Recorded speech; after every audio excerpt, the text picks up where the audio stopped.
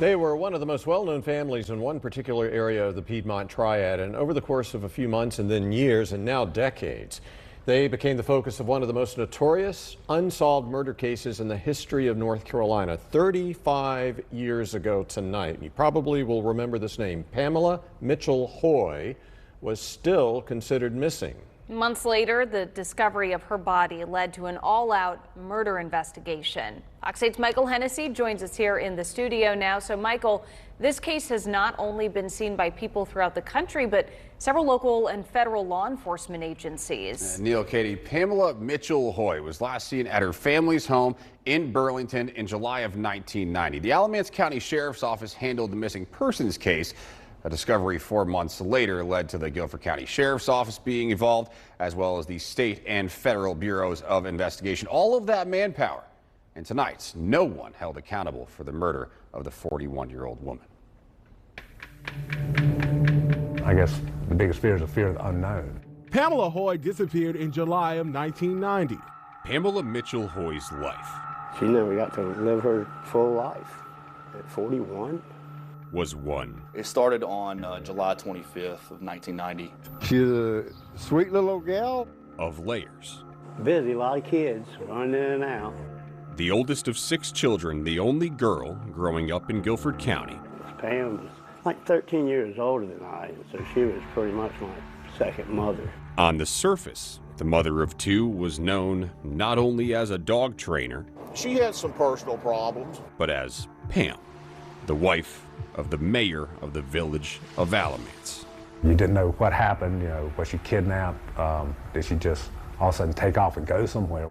Yet for nearly as long as she was alive. But even after so long, he says he'll never give up. What she's most remembered for is the nature of her death. This is 11 years and we're still working on it. There's always hope.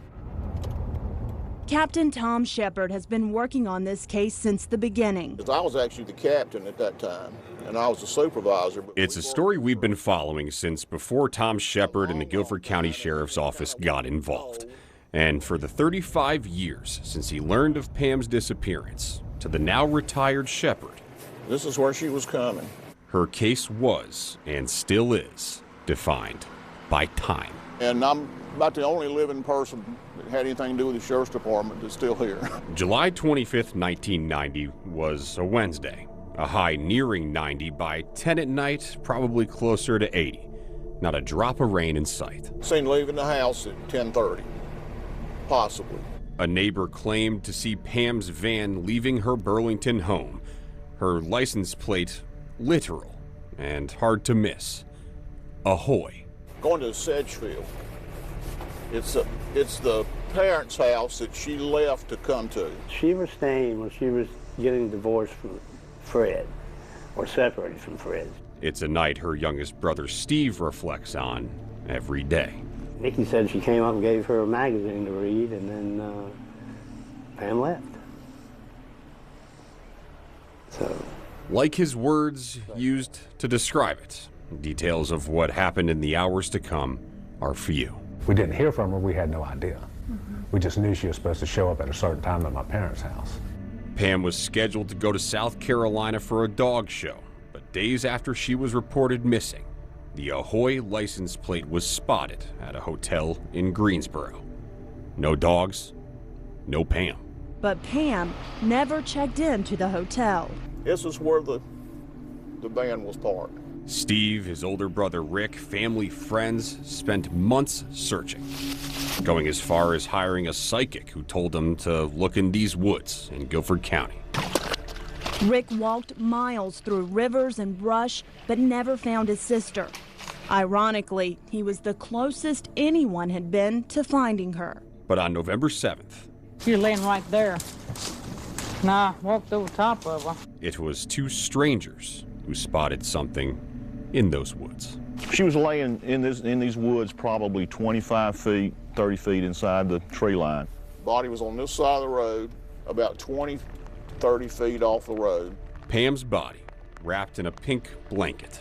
Investigators don't want further details about how her body was prepared made public. There is a level of, I guess you could say, care you know, there seems to be some form of connection, some way, somehow.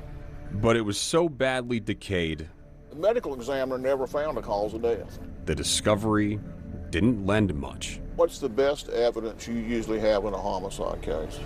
It's the body. It is well publicized husband Fred Hoy was questioned heavily about his wife's murder. He gave statements to the press and kept getting reelected by the people in the village. Well, there was one main suspect.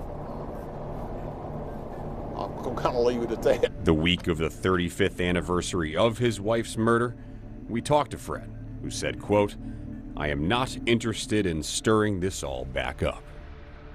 Even one of Pam's friends said that Pam remarked to her, if anything ever happens to me, Fred had something to do with it. For investigators, however, I would say there's definitely hope. It's probably not going to be.